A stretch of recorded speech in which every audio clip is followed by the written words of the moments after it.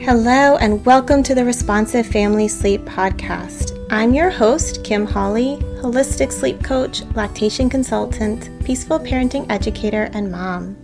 If you've ever felt overwhelmed by all the conflicting sleep info, frustrated with sleep information that just plain felt wrong, or search desperately for a truly gentle and responsive sleep approach, then you are in the right place.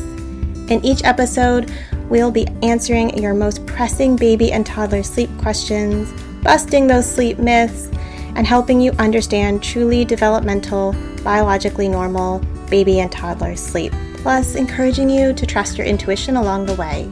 Let's get started. Hello, and welcome back to this week's podcast episode. We are talking about one of my favorite nerdy topics, and that is sleep training research. I'm really digging into what does it say, what doesn't it say, and how do we take that information as parents into our sleep decisions. And when I thought of doing kind of a deep dive on this topic, Jess, you were the first person that came to mind that I really, really wanted to have a conversation with because I love the work that you put out on this issue. So I am so excited to have you here with me today talking about this. Thanks so much. I'm really excited to be here, and it's a big compliment that I'm the first person that you thought of when you wanted to do this topic. So thank you very much. Yeah. So Jess, why don't you share a little bit about your work, just kind of high level, and then I really want to jump into exactly what we were talking about before I hit record, which is just a little bit about that research kind of more broadly and how it's so hard to recognize that you're getting good information to kind of lead us into the conversation on sleep training research. Sure. So my name is Jessica Guy, and I have a PhD in child development. I work in a similar area to Kim in holistic sleep coaching, supporting families, breaking down science, helping them to make decisions that align with their values, and promoting healthy sleep for everybody. Parent and infant mental health is a big passion of mine. And so that's a large part of what drives me to do this work, as well as noticing a lot of the misinformation. When I became a mother, it became very, very clear to me how much misinformation was out there and what a lack of alternatives there were. So Yes, that's me in a nutshell. I think a lot of us have similar origin stories, as that's it what I was were. just thinking. How many of us could say something very similar in this holistic space? Absolutely. Definitely. I think that is one thing I've noticed in this work. It's almost everybody you talk to was really called to do it after becoming a parent and noticing the state of things, or being put through the ringer a little bit and finding that the information just wasn't working for them, whether it was their own comfort and values, whether it was that the standard methods and approaches were not working for their baby. Their baby had things to say about it, and it wasn't good. We all have had that, or most, I would say, the large majority have had that lived experience, and of that kind of nature. So my background is mainly in child development research. I've looked at lots of different areas in that over the years, but the most prominent one has actually been children's interactions with screens, but around their social development, play and interaction, parent-child interaction, emotion regulation, executive functioning, things like that. And I worked in a baby lab. It was called the Baby Lab for Very fancy. almost 12 years in the end, on and off, throughout my undergrad, honours and PhD, and a little bit of time working in there as well as a research assistant. So we did do mainly quantitative research, and Kim, you were telling me that you've got more of a qualitative kind of a background, and it's always interesting to see the different ways that people with different research backgrounds approach things. And I started incorporating more qualitative techniques into my work, actually more towards the end of my PhD career, because I feel like you can get really indoctrinated into certain ways of doing research as well. And I know in psychology it is very much quantitative, but I really started, doing a lot more research, doing a lot of reading, and just really valuing so much qualitative research and insights that I realized that I felt like we need more of that in psychology, actually. That's just a bit of a side note. Yeah, I mean, the best research, I think, the best understanding we get is a mix of qualitative and quantitative, right? Because Definitely. there's like I am my not PhD level, but master's level cultural anthropologist by training. Um, and so I hate stats and I love the research. Just fully like biostats when I was getting my MPH was like I remember staring at my husband being like, I hate this kind of stuff. And he's like, this is so much fun. I'm like, well, then you have to help me because my professor is terrible. Like, Mm. but it's I so think valuable. biostats is another level. It's what I get for getting an MPH, a public health degree. But you know that the different types of data, they're all so valuable in their own ways. And so when we're thinking about like quality of research and what do we know and don't know when it comes to baby sleep, when it comes to sleep training, I have enough knowledge to both curse and love reading research studies that are very qualitative or very quantitative because I'm just like, oh man, I got to draw on all that stats stuff from grad school, and it makes me work. So I love the people that it comes more easily to um, when it comes to the research. Yeah, I don't know how easily it came. I feel like I was really on board in the first few years, but then it definitely did start getting a bit trickier around that honors and past that level. And even still in my PhD, I was getting support for things like that, and that's really common. Yeah. A lot of people in research, like everybody has their uh, strong areas, and some people are really the statistical whizzes of the university. You obviously need a certain amount to be doing a PhD or doing research, but there are still definitely those that are head and shoulders above the rest that are often brought in on research projects and things like that because of their statistical knowledge and their ability to sort of just look at things and go, you can just see it all, the cogs just going in their Yeah. head. And I don't know if I'm quite at that level, but I mean, you're better than I am. And I mean, I don't mean to put myself, I actually have decent ability to read studies. I'd say above average, which I feel like plays to what we were perfect. talking about before I hit record, when we were just chatting, getting ready to start recording the episode. And that is like this idea that there are a lot of critiques and challenges in the quality of the evidence supporting sleep training. And for your average person, reading a research study isn't necessarily a skill that the average person has, even the average really well educated person. And so I thought maybe we could start with a little bit of what you were saying before I hit record around, reading a study and the abstracts and some of that quality. We can kind of circle back. So, yeah, we were talking a little bit before we hit record that the sleep training research can be a little misleading. That's probably a bit Mm-hmm. of an understatement.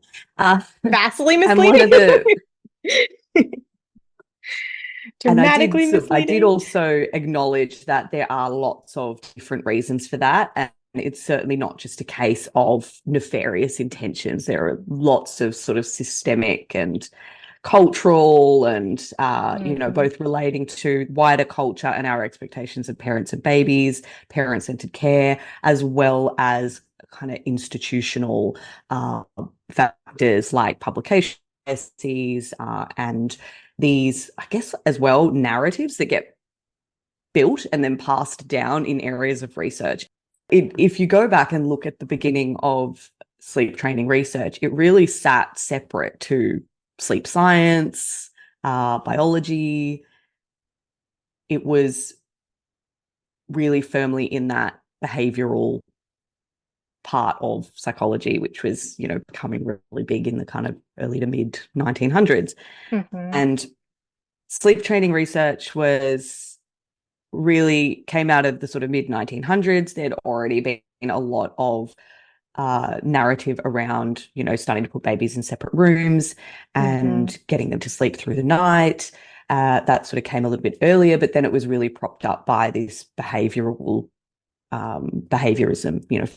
first wave behaviorism that found, that secret to kind of getting undesirable behaviors to stop by ignoring them. And so this was then applied to sleep and sleep training research. And the earliest papers finding that if you did X, which is withdrawal behavior, then Y will happen, which is your baby or your child will reduce their signaling. They will start, quote unquote, maybe sleeping through the night. And so that's really where it all started. And so that became the goal. And so then that really affects all future iterations, even as things have become a little bit different, or we don't see as much outright advocacy for what they call full extinction or unmodified extinction. It's still got that very unrealistic goal of independent sleep, sleeping through the night from early on. A baby that can go down and doesn't bother us until the morning. And so as long as that is the goal, as long as that's the gold standard of infant and child sleep, then the methods that are going to be used to get there are going to be questionable, because it's not what, biologically, and I think you can probably speak to this really, really well, given your background, that's not really what we've evolved to do. That's not how we work. And that's not how development works either. We don't learn skills through being isolated, separated, sort of being forced into it when we're a baby, before we have the prefrontal cortex development to be able to do the things that they're asking of babies, self-soothing and emotion regulation, essentially, that really complex higher cognitive function that doesn't even come online until 3, 4, 5+ years of age. And even then they're still developing it. It's not like they just wake up one day and they are masters at it. They just start having a higher capacity for it at that time. Still need lots of co-regulation. Adults often need co-regulation. So but I mean, I think I've probably gone on a bit of a tangent now, but all of these things really contribute to the sleep training research being like sitting outside of other areas of research, that it really should be central to the research, but they're in these different kind of avenues of, areas of research. And that is because of those goals that were set way back when, and we're still kind of pushing those goals. How do we get those goals? And now we go, how do we get to that goal but be kinder along the way? How do we be more gentle, more present, and all of that? But we're still going for this goal that is unrealistic, which is the big problem. And that's what we read when we look at that area of research. That's what parents will read. If parents are, often parents are looking up research studies, and even if they don't have a research background, at least looking at the abstract. But often the abstract is a very, very sort of narrow or biased summary of the research that lies within the whole paper, about what they've chosen to highlight, chosen not to highlight in the data itself. I mean, there's a really good example of that if you want to talk about specifics from the last couple of years. Yes, we can definitely get into some specifics.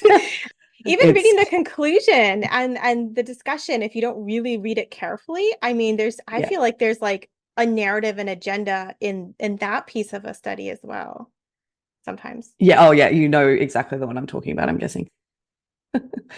So that did I answer your question somewhere in there? Yes. And I think, the idea here is that it's not actually very easy to read a research study if you are not trained on reading a research study, right? And that our studies are coming at sleep strategies from like an agenda angle, as opposed an angle of research that's been very siloed versus very integrated into the other factors like sleep science, like a development, like attachment, all these things that actually neuroscience, should be informing how we handle sleep and are informing the way that you and I handle sleep and families, but are not part of the sleep training research and narrative and sort of arc of how that's developed over time. Exactly. And there has been some effort to integrate it recently, but even then, and look, maybe we do need to give it more time, right? That is, that's fair. But so far, the way that it has been included seems like such an afterthought. And it seems like, and I don't want to attribute malice. So that's not what I'm saying, but it's more that there's been pushback. What about, what if this affects attachment, or what if this isn't aligned with XYZ? And so then something is included in the research study, like a validated questionnaire that they get the parents to fill in about bonding or something like that. At 4 or 5 years old, there's one study that does that, and then they didn't find any effects, and so they go, oh well, looks like it's totally fine, we don't need to worry about that, moving on. It Yeah. doesn't sort of seem as though it's a really organic, genuine inquiry as to whether or not these things are potentially, have risks, as well as, the sort of the risk benefit analysis, I think, can really, really be missing. There is this almost like foregone conclusion that the ends justify the means, like no matter what. If you get parents more sleep, if babies sleep quote unquote independently and self-settle and all of that, then it doesn't really, not doesn't matter how we get there, but that benefit is just going to outweigh anything else. But I don't feel that there has been any genuine inquiry about that. I think it's more of an assumption. And it's, it's a real kind of absence of evidence is not evidence of absence kind of a situation. Yes. Lindsay Hookway, who's, one of my big sleep mentors, she likes to say the absence, but I'm going to totally fumble it because it's evening here as we're recording. Proof of no harm, or lacking proof of harm isn't proof of no harm, right? Like that just because you don't have the evidence that there's harm doesn't mean that there isn't harm, Exactly. And it's so complicated. I mean, development is so complicated. Think about how many things influence our development, right? Both genetic and environmental, including the environment of the womb, not just like parenting styles, or even potentially epigenetics and things that happened to generations before us. It's so I mean, it blows my mind. I can't even, it's kind of like, when you think about the universe, like if you think about it too long, you're just sort of like, I can't really do this, it's just sort of unfathomable, I've got to go do something else, it's getting all a bit existential. I sort of feel that way when I'm thinking about all of this stuff, right? It's so vast. If you consider every little piece of it, you'll kind of just throw your hands up and be like, there's no way I can possibly stop my child from ending up needing therapy. I've just got to do my best. And when it's like, it's so many factors that it also is kind of mind-boggling. Like, how would we ever really control for all those factors? And the thing that drives me nuts when reading some of the research studies on sleep training is like, they're more intent to treat, right? Like this person was exposed to education on sleep training, and this person wasn't told not to sleep train, but they were, what I mean? So not only in a lot of the studies do we have like multiple interventions, they got education on normal sleep, they talked to a nurse, and they got this information on sleep training. So what's causing which intervention here is actually making a difference? But it's like, there's a lack of follow-up because we're losing participants, which happens in every study. But like also follow-up isn't like, you don't know who actually sleep trained their kid and who didn't. Yes. And that to you me, don't know I'm who just sleep like, trained. Yeah, you don't know who sleep trained. And the longest term follow-up we have is 5 years, which is not very long term at all when you really think about the way that development plays out and different times in childhood, adolescence, that we will start to see different things manifesting, I guess you can say. There are certainly like common times where you might start to see mental health ramifications and things like that. And it's certainly not all coming out by 5 years old. I mean, not only that, but a lot of it is obviously, again, research is hard to do, expensive to do. A lot of it relies on parent report, because that obviously takes burden off of researchers and means that they can collect data with more people. And so there's always these trade-offs that happen.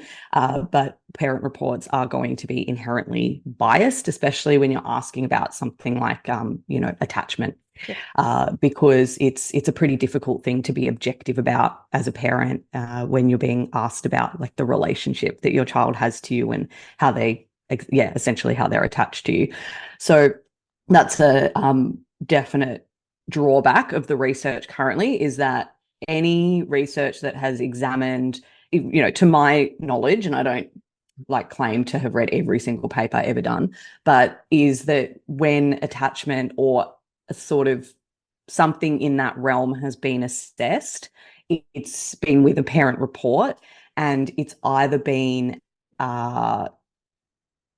when the child, years after, and I think the study that you were talking about with the intention to treat and not knowing if they sleep trained and all of these things, there was quite a lot of limitations that just were not acknowledged. I mean, the biggest one to me, being from the country that study was. It was an Aussie study.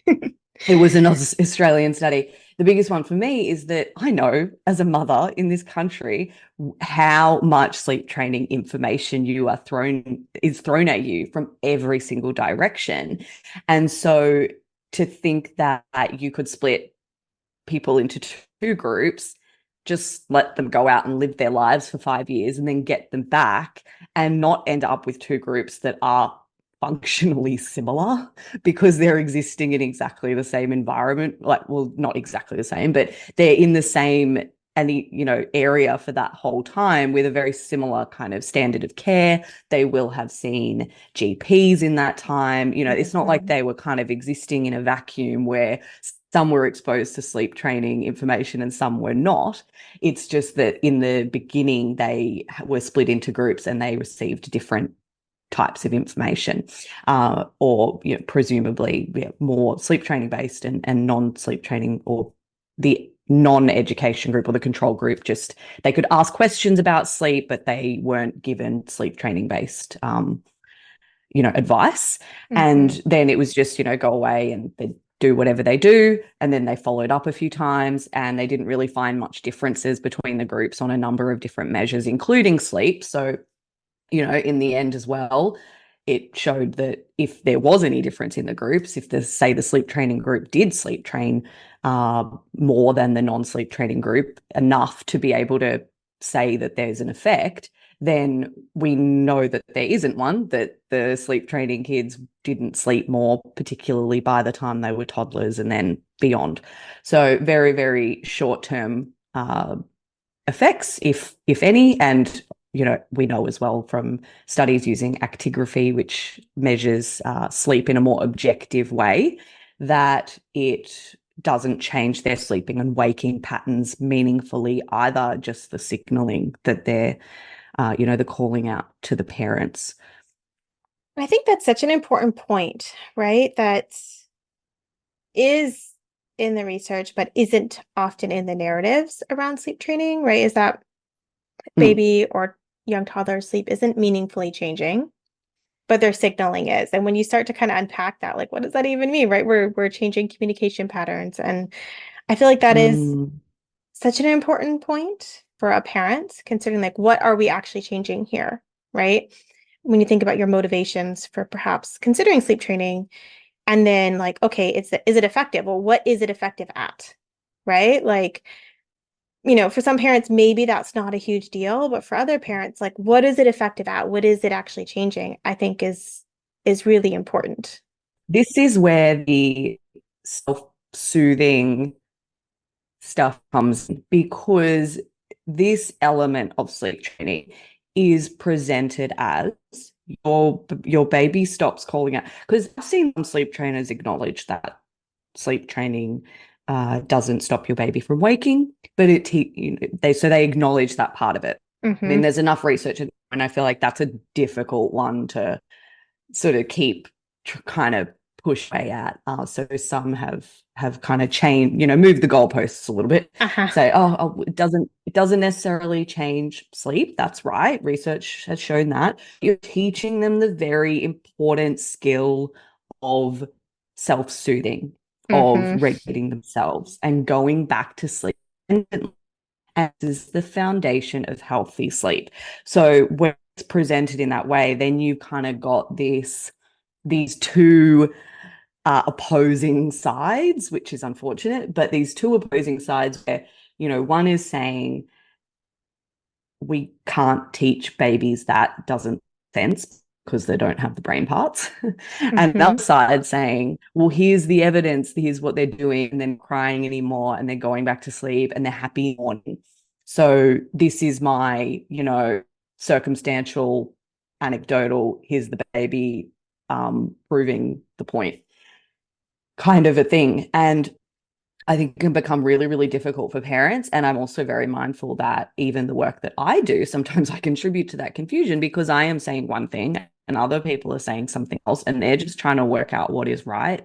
And on the Mm-hmm. one hand, they're thinking, I don't want to do something to my baby if it's just going to change them, their communication patterns, and that they're lying there and they want to call out to me, but they trust that I'm going to come. And so they don't, because it's not a, they weigh that up and they've experienced it enough times that they think it's worthwhile trying. It's better to just to go back to sleep. And Mm-hmm. then the other part of their brain, though, is going, what if I'm missing this critical period of time where I'm Yes. supposed to be fostering this skill sleep? If I don't, then I'm going to be breastfeeding my 17-year-old in bed, and I'm going to have to move with them. Yes. Oh my goodness. Like I think it becomes really hard to disentangle. And even self, like I wasn't immune when my baby, and you're tired, and think I held it, not held out, but when she was born, I was very much always wanting to parent, I had the same philosophy that I do now. It hasn't changed, but I definitely faltered at around 6 or 7 months. The noises were getting loud. I didn't know enough about sleep training really until I became a parent. I'd sort of heard of it. I was like, cry it out. That sounds awful. I don't really want to do that. But then as I Mm-hmm. went along and I started hearing this gentle sleep training, I was like, oh, maybe there's a maybe there's an okay version of this. And I am doing something wrong. I mean, she is really like dependent on me. She'll only feed to sleep. She'll only do this. She'll only do that. And part of me knew it was normal, but yeah, it's just really easy to get swayed when you're getting all the information thrown at you. Yes.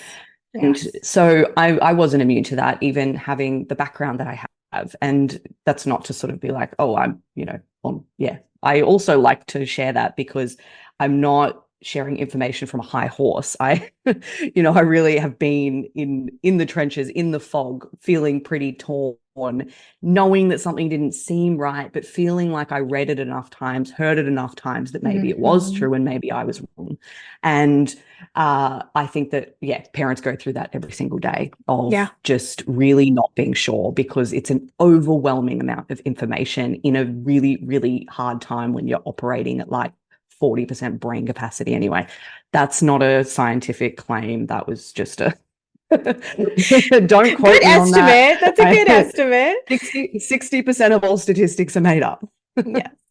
I think that's so true. And I like to say that wrestling with that isn't like a one and done thing, right? Because even when Mm-mm. you've kind of chosen your path, you don't want to sleep train, you're still getting bombarded by that information from your culture and sometimes way closer to home, right? Like the number of times I have talked a parent off the ledge after going to see their pediatrician for their 6 or 9 month visit, and we have to just unpack it again. And they're like, it's not that they want to sleep train, but they're like, okay, now they've sent me this anxiety spiral. Please just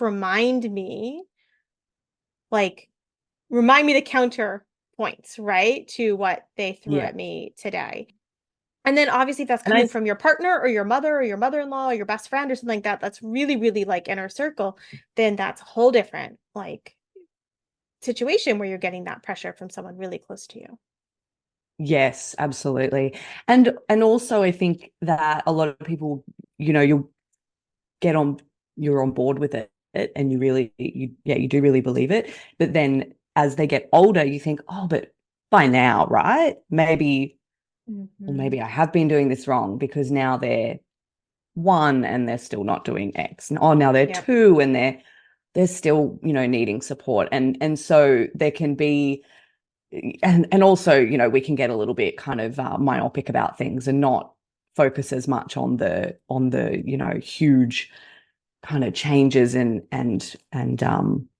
evidence of like independence growing, which I think it's very normal to sort of see that actually start to happen more in the day before it happens in the night. But and then also in my kind of view, that can also be, I think, a factor that is playing a part in them still needing that co-regulation and support at night, because they are becoming more independent. They are starting to explore a lot more, but they're doing that in the daytime. And so then they're really needing to come back and get that reassurance and get that co-regulation, and feel that really deep dependence. And when's that going to happen? It's going to happen in the nighttime when nothing else is going on, when you're home from work, when they're home for, if they go to childcare, when they're home, or even if you are together during the day, it's still going out, exploring, meeting people, doing lots of different things. And so then they're coming back to, you're going home, and they're literal, like they're coming back to their home base, their secure base, and getting that cup filled and going back out in the world again the next day. But for us, what we're really feeling is, oh my gosh, they still need me all night. Like, what is going on? I was actually thinking about this yesterday, how as a parent, you kind of get lost in the weeds. Like you don't see the progress and you feel like where your eyes are kind of on the goal, but the goal seems like forever away. Because I hurt my hip running a half marathon at the beginning of May, and I've been like going to PT. And so I was at the physical therapist, and I'm like, never gonna run again, right? Like just super dramatic to myself. And I'm like, okay, I'm gonna like, it seems so far off. And I get the physical therapy appointment. And he's like, you're so close to being able to run again. Look how much progress you've made. I'm like, it hurt. I tried running that day. So hard. He's like, yeah, but look at all, like, he's showing me all these objective measures of like how my hip has gotten better. And he's like, he's seen a million runners, right? He gets a ton of runners. He's rehabbed a million runners. He's like, this is totally, you're like, you will be back out there running another half marathon. I can't tell you the exact timeline, but like, I am not in any doubt. And I'm like, I'm never gonna run again. And I'm just thinking how much that is what we do, right? As a parent, you get lost in your day to day, and your eyes on like a really big goal that you're not always aware of the progress.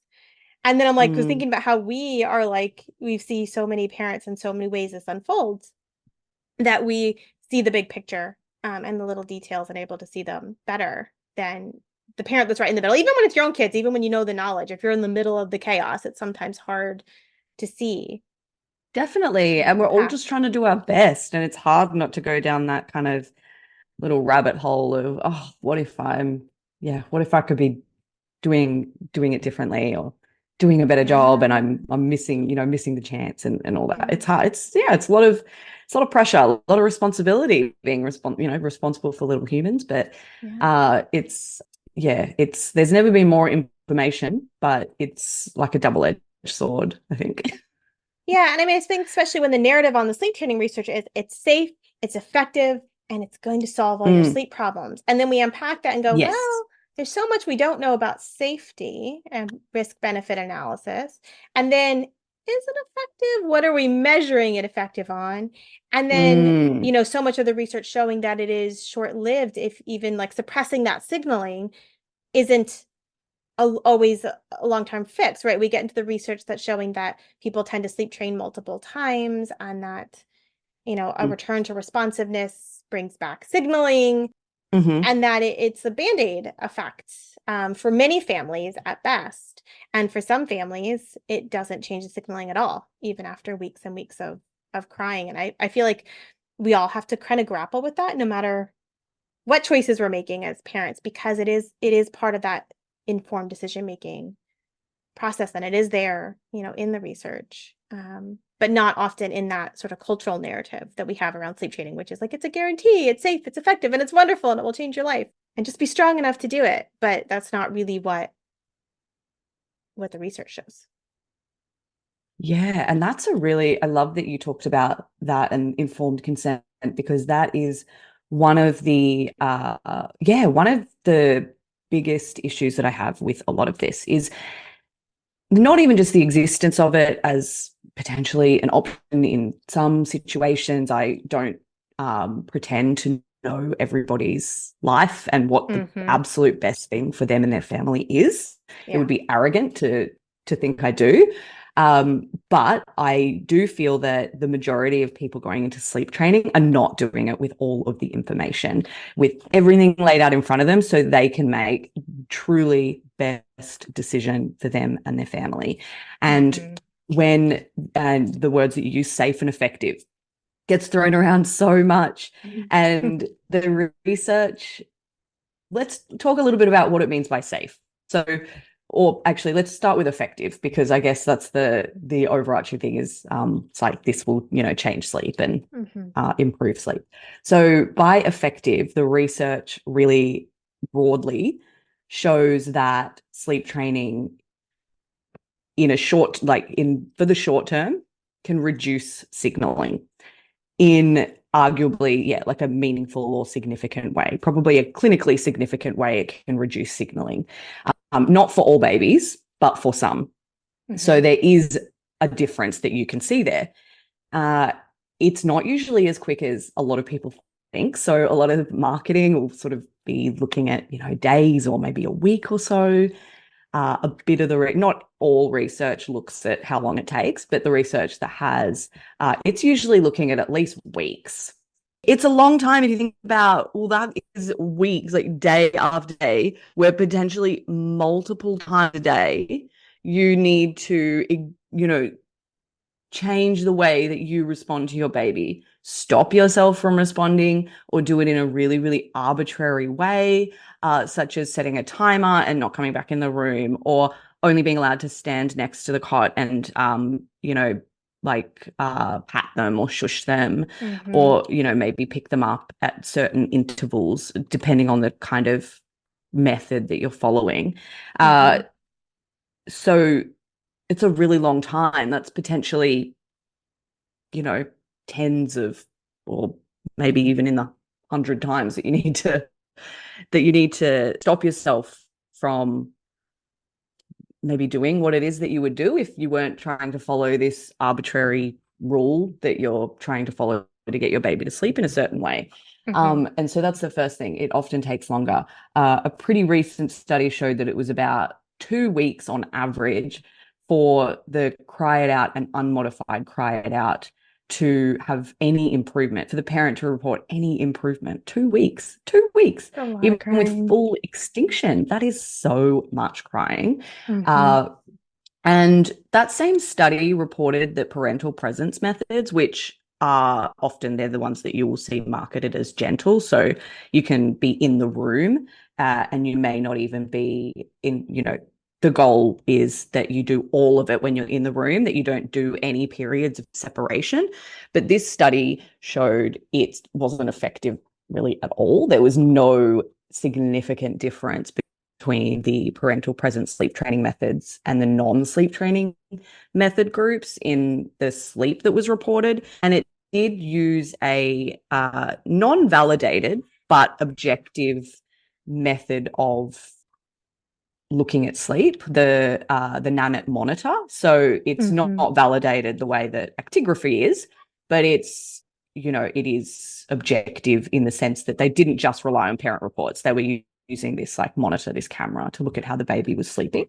Now, one of the biggest methodological problems with that study, I mean, there were quite a few limitations, but one of the biggest ones that I could kind of couldn't really get past was that they were using this monitor to assess the sleep of sleep-trained and not sleep-trained babies, or all the babies. And they did find that the sleep-trained babies, quote unquote, slept a little more. It was statistically significant, but still arguably not clinically significant. It was only about not even 20 minutes a night more. But the biggest issue with that I saw was that if you have a baby that's not sleep-trained, you're likely picking it up when number one, they could only get data if they hadn't, they could only include a baby if they had enough data, i.e. it slept in the cot by itself being filmed for long enough, which is already a bit of a big problem. You're not really getting a representative sort of a sample of babies, are you? And then number two, if they're not sleep trained, then when they do wake, they are likely to be getting picked up, comforted, soothed, back to sleep, and spending at least a small amount of time asleep in their parents' arms before they get put back in the cot. And that could easily add up to 20 minutes across the night, if not more. So it's arguable that they're getting the same amount of sleep, maybe even more sleep, depending on how long, sometimes their parent might hold them for a little bit longer while they're scrolling on Amazon. We don't know, but it didn't look at that. And so any claims of the sleep trained babies sleeping longer, I think, is dubious. Plus, it was only 20 minutes. And then when they were toddlers, there was no difference. There was no difference between the sleep trained and the not trained babies. So minimum 2 weeks to see improvement on average. Obviously, individuals might have different experiences. And then they were sleeping the same a short while later, within a few months. I mean, if you knew that going in, they might make a different decision. Some might not. Some might decide they really, really need to do that, even if it means 1 month, and then they're back to responding. But unless people have that information, how can they make an informed choice? Exactly. And we wouldn't expect people to make decisions with such little information about any other intervention when it comes to babies or adults, but particularly really vulnerable population like babies. I mean, even I actually compared it a while back when on social media to CBT. Like, it's obviously not the same thing, but in the sense that a psychologist would never say there are no risks to implementing CBT or any other mental health intervention. But CBT being, a behavioral kind of, like, there being that behavioral element, it's like you would never hear them say it is effective for everybody, it is safe for everybody, it doesn't matter what your background is, it doesn't matter. No one else says it is the best choice. It will improve everybody's mental health, is sort of what the sleep training narrative is. It's like, it doesn't matter the factors, it doesn't matter your baby's genetics, nothing is relevant. It is just a beneficial intervention. It's the gold standard. Everybody should be doing it. So the fact that even seems to be the narrative is a red flag to me, because people should at least be willing to admit that there are risks and then go, but these are the risks. And then you get to make the decision. That's okay. We accept that in all other areas. And it would be pretty odd if you went to a surgeon and they went, nope, there's no risks at all. You'd be like, well, I don't know. I think there probably is. So I feel like you're not telling me what they are. And so I feel like I'm going to go somewhere else. Yeah. And I feel like the lack of any nuance around temperament, and acknowledging that not all approaches are right for the same child, which, I mean, we talk about in other areas of parenting, that, not all parenting strategies make sense for all children. And the fact that that's so left out when it comes to sleep training, again, another red flag. We're not even thinking about the fact that kids are not all the same. They're not little robots. They are humans with different temperaments and different needs and different levels of intensity. And we don't really acknowledge that. And I think there is some research that does acknowledge that. It would be unfair to say there's none. And even some sleep training proponents, or, in the research space, like they're very much in that kind of safe and effective category, but will acknowledge that temperament plays a role. But I number one, I don't believe there's enough of it. I think there could definitely be more speaking to that. And as a potential result of that, I don't think that trickles down through other sleep training advocates and proponents. Yes. And if it was highlighted in the research a little bit more, then maybe that could change. But at the moment, I think that it's such a small portion that it's easy enough to just kind of ignore it because it doesn't fit that broader narrative and agenda around sleep training. It just kind of gets left out of the conversation. And that really leaves a lot of parents in a very difficult position where they might have a baby that is, more sensitive, needs more support, and they're trying these interventions, or they're not, because they just know that is not something that they are comfortable with doing, but they're really feeling as though, like, where do I fit then? Where do I belong? Where do I get support? Who can I talk to about this? Because they're not, because they're invalidated everywhere they go. And the fact that they're not sleep training or that they stopped trying is blamed for the problems that they're having, rather than Yes. recognizing that there's so much more that goes into how your baby sleeps and what they need, and your parenting and your relationship with them, and all of these things. I always feel a little bit compelled to kind of sort of slide in there when we're talking about the research, is that I love research, obviously. It's not that, but it's also not all about the research or what the research says or doesn't say. Like, even if we did get lots more research and was higher quality and it showed that in the end, this is not a huge contributing factor to health and development, like hypothetically, I would still be advocating that you don't need to have evidence that it's going to be harmful for it to just not be aligned with your values as a parent. Like, we don't need to have this proof that it's going to have this really specific detrimental effect. If you don't feel good doing something, if it feels really wrong, you're pushing down your intuition to respond to your baby, you don't need a paper that tells you this is bad, you should not do this. We're allowed to listen to that. And I try to balance, like, talking about the research with making that really clear. It's like, I don't need a paper as a mother myself. I don't need a paper that tells me how I feel when I do something with my child, and whether or not I think that it is supportive of our relationship, respectful to her as a whole human being, and really aligned with, like, the long-term goals that I have around my relationship with her as a person, because she's also going to spend a whole lot more time as an adult, hopefully, in my lifetime than a child. And every day I'm kind of trying to, not get too caught up in it, but zoom out and think about it as this sort of, like, this relationship that is, for the long term, not just about how we, like, manage the day-to-day and the behavior right now, or like those sorts of things. Does that make sense? It does. And I love that you highlighted that, because I think of unpacking the research and critiquing the research as, like, in the society that we live in, it's that proof when everyone's throwing stuff in your face. And yet, if you listen to just how you feel and think of it as that relationship, and really, does this feel right? Does this feel respectful? Does this feel kind? Like, that is ultimately such a good guide. And yet we you're not get always so going to get it much. right. There's been Yeah, days where I'm absolutely. like, oh, I wasn't like that kind today.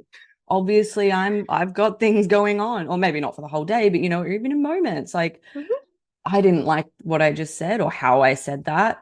And that's where repair is such a wonderful thing, because our relationships are built on rupture and repair.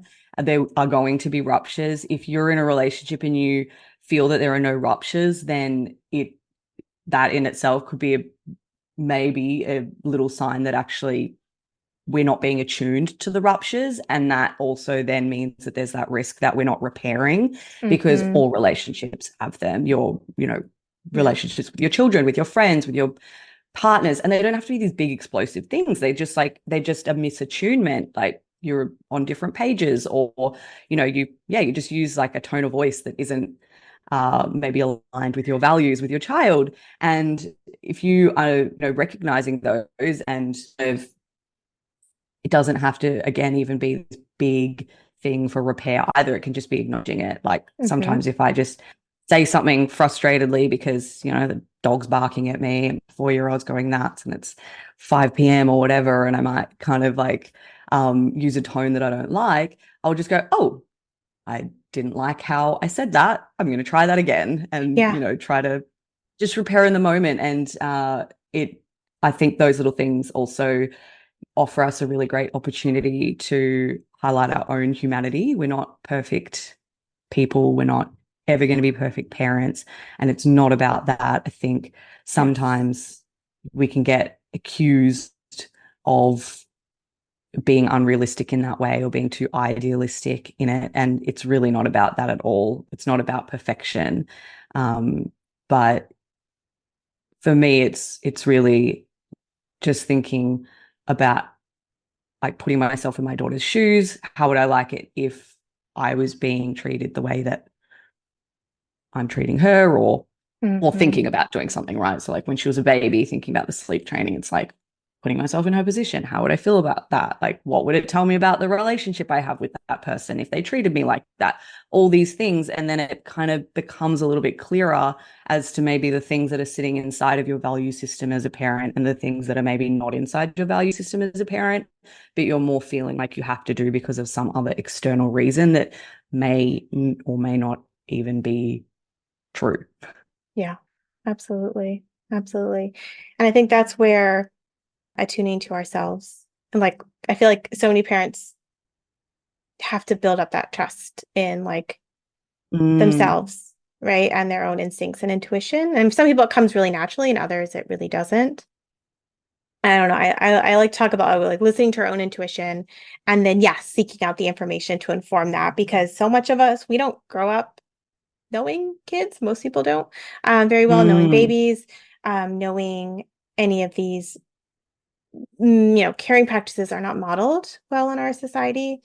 And so it's that, Emotion regulation, not necessarily yes, modeled well what's in our normal society. I mean, development, the expectation gaps, all of these things. And so like the information is so important, but also trusting ourselves. And I feel like that's where when we're thinking about like sleep training research, I love what you said. Like we don't need data to tell us this doesn't feel right or this does feel right in caring for my kiddo. And also that data can be so interesting and powerful. And um, when we're feeling like there's so much pressure telling us, like it's like this, and you're like, actually, when you actually look at the science that you're throwing at me, here's what it's actually saying, now here's what it's not yeah, saying. yeah, definitely. Uh, and yeah, so I feel like when we started talking about this, I said I was going to talk about the effectiveness, and I Hmm. did kind of cover that. And then as I do, I just kept going in whatever direction my brain took me, especially because you are the first person I've talked to today. So you get morning scatterbrain, Jess. Um, but I was going to talk a little bit about how the research has established safety. And I think I Yes. did touch on this earlier in our conversation, actually.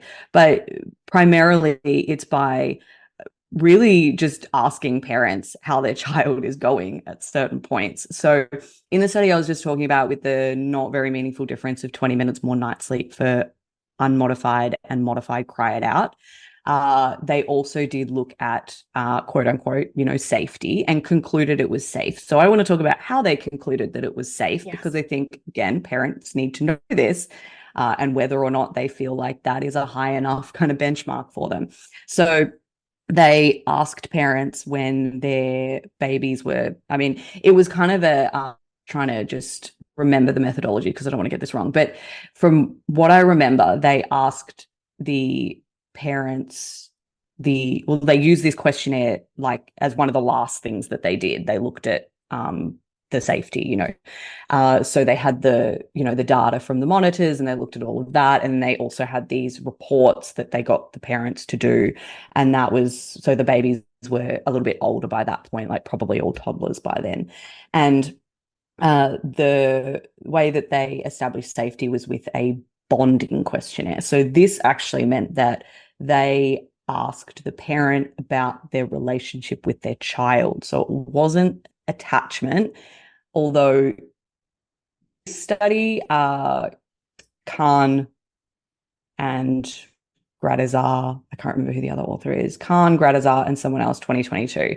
And it was the Nanette Monitor study. If you follow, Kim or I on Instagram, then you probably have saw some talk about it, a year and a half ago.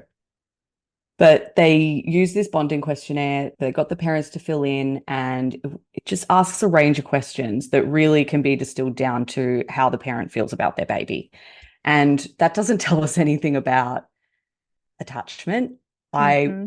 I would imagine there are probably correlations. Like if you have a study that examined attachment in an objective way, and then you have bonding questionnaires, then there may be correlation that kind of makes sense to me in my brain, but it doesn't mean it's a proxy for attachment. Like that would be a leap too far.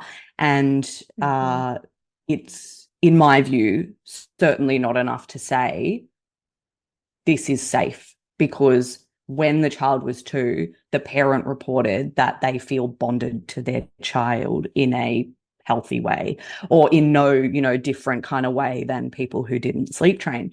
And that's kind of the basis for safety in that whole study of claiming that it's safe, is that one questionnaire. That same study, also relevant to the conversation, I think, they found that the parents didn't report any differences in daytime sleepiness, whether they sleep trained or not. There was no difference in parent mental health in the different groups, although it's worth pointing out that it wasn't a within subjects study. So they weren't looking at the parents' mental health before and after sleep training or before and after not sleep training. They were just looking, it was between subjects. So we can't really draw conclusions about, like, strong conclusions about what that means for mental health. But we can say, broadly speaking, in the groups, there didn't seem to be a difference. Like it wasn't like people, the people that sleep trained overall had much better mental health than people that don't sleep train. There could be lots of different reasons for that as well. But the research kind of replicates in a few different studies around the parent sleepiness and like objective kind of quality of sleep themselves. It does seem like a lot of studies say that that is independent to how the baby is sleeping, which sounds wild. Like how could they not be related? But I think that there are probably lots of different reasons for that. And I think it also highlights that a lot of our subjective kind of assessment of our sleep is around how we manage sleep with our babies, like proximity, different things, like depending on what the baby needs, and also our like frame of mind around it. Because if you have the idea that your baby should be sleeping through the night and then they're not, which a lot of people who sleep train would have that experience because they have this expectation, but it doesn't mean that reality is lining up with that. And that is a really difficult experience as well. And that's really going to affect your subjective analysis of your sleep, because you think it should be this, but it's this. And whereas with a lot of people who don't sleep train, they could also suffer from, having challenging sleep, of course, but sometimes they also have, because they have different expectations, or they're doing other things to really protect their own sleep, like maybe accepting they need to go to bed when their baby does, or maybe they kind of have to because, their baby won't sleep without them. Or, they've kind of instilled this rule, like they don't look at the clock between bedtime and the morning, like all, sometimes other practices that can then make sleep subjectively feel like it's better than it is, or not as bad as they might feel like it is if they had different expectations. So that's a whole kind of interesting area, I feel, because it just doesn't really have the results that you might expect if you were, well, I think that's sleep training in a nutshell, though, isn't it? Doesn't have the results you might expect if you were just on Instagram on a sleep trainer's page. Oh my God, and same yes. with parent mental health. Very mixed, lots of research showing that there can be like small enhancements, but again, expectations. Like if you have short-lived effects, then that could have also a little impact on, like, a boost to your mental health because you think you've done the right thing. But then a lot of research that shows there's not much difference, and mixed, or that it actually made their mental health worse because they had such a hard time implementing it. There's also pretty high attrition rates in a lot of areas of research. So that's not necessarily unique to training, but I think it does just show that a lot of people they have a hard time implementing it, and there just isn't really that clear like cause and effect of in any kind of strong way. Yeah. Now, I think the thing with sleep training research with the high attrition, like losing people to follow up in studies, is that there aren't a lot of other things that we're so dogmatic about. Like we're so culturally dogmatic about sleep training being the best and the only way and the gold standard. And like we aren't that way with a lot of other things. And so the fact that we lose a lot of people in these studies to follow up, I feel like, yes, that's true across the board with research. And because we're so freaking culturally dogmatic about sleep training research, I feel like it's more important that we acknowledge, that that loss to follow up in these studies because of the way that we then take them and culturally, like, I don't know, oversell them, Yeah, make these big claims. Yeah, absolutely. I agree. And another thing, I was looking at this the other day because I did a post and I included it, but there's a lot of like another limitation of the research more broadly is that they don't really control like the effect of the support being given. So there was a study in 2008 at Hiscock, and Yes. they found that the having someone to talk to was as objectively positive for the parents' mental health as parents who had like success with sleep training.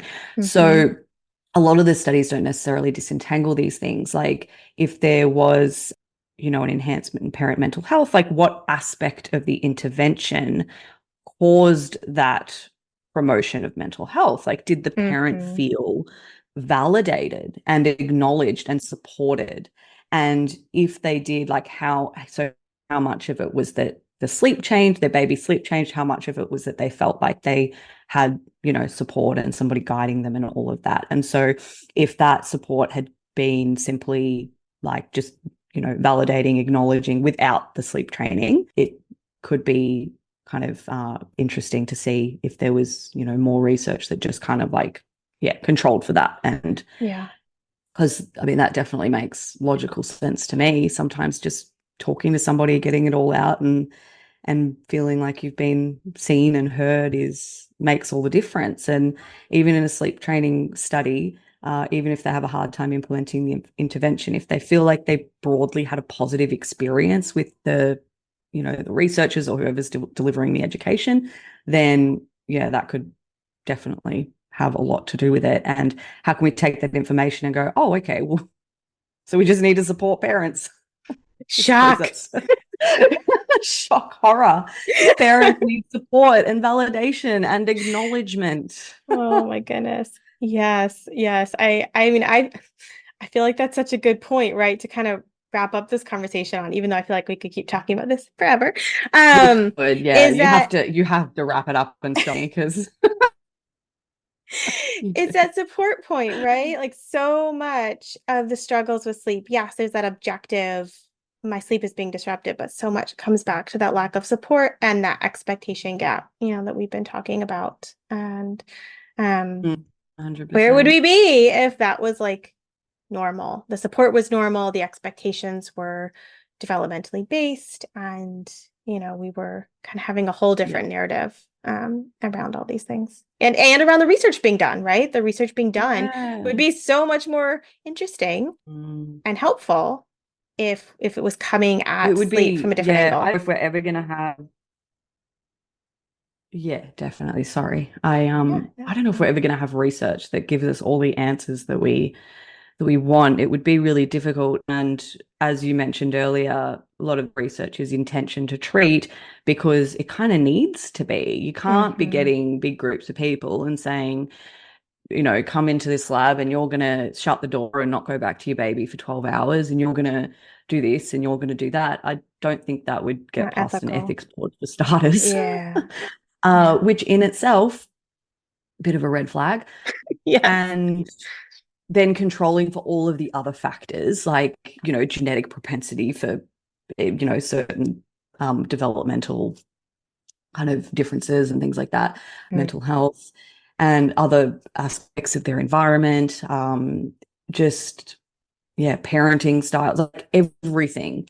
I think it would be impossible, which often is where I kind of land when I go down this rabbit hole and think about it all on that kind of level is I don't think we're ever going to have the perfect answer. And so, like you said, attuning to yourself becomes really important, and being able to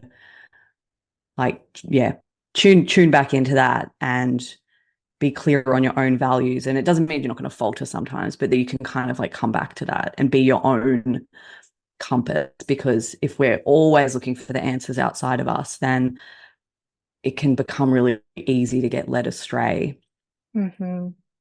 Yeah, absolutely. Oh, I feel like that's the perfect place to wrap things up. I mean, it's such a wonderful place to take this conversation with the importance of research, but also how we shouldn't let it take over our own instincts. Oh, Jess, thank you so much for joining me. I will link in the show notes and get from you all of your information. But if you want to do a quick shout out where folks can find you if they're not already following you, that would be great. Yeah, of course. So on Instagram, my handle is at Infant Sleep Scientist, and my website's www.infantsleepscientist.com, and I have courses and I offer services as well. I'm doing my first group coaching program starting in July. Saw that. Which is really exciting because just to quickly kind of slot in here, I guess one of the biggest things that I've noticed in the 3 or so years that I've been doing this is just how devoid of like the village and the peer support we are, and how many parents they just really need more parents in their sphere that they can say, they had a bad night or this or that, and not get told to sleep train. And so I've been wanting to do something for a really long time that gets parents, near each other more, because I love one-on-one work, but I think the value of that peer support is really, really invaluable. And I'm hoping to do a lot more of that kind of thing. Yeah. So if you're interested in that, then hit me up. I think you'll love it. I have a group coaching program and I love it. All right. Well, thank you so much for doing this with me. Well, thank you again so much for having me. Really, really great conversation. And hopefully we'll talk again soon. Thank you for joining me today. I hope this episode left you feeling more informed, confident, and encouraged on your sleep journey. And just a reminder before you go that nothing in this episode is individualized to your specific sleep situation, nor is it to be taken as medical advice. Take what resonates, ignore what doesn't, and check with your healthcare provider about any medical concerns. Take a moment to subscribe to this podcast so that you'll never miss an episode. And take a moment to rate, review, or share an episode you love on social media. All of that helps parents just like you find me, this podcast, and this gentle and responsive sleep information. I'll see you next time.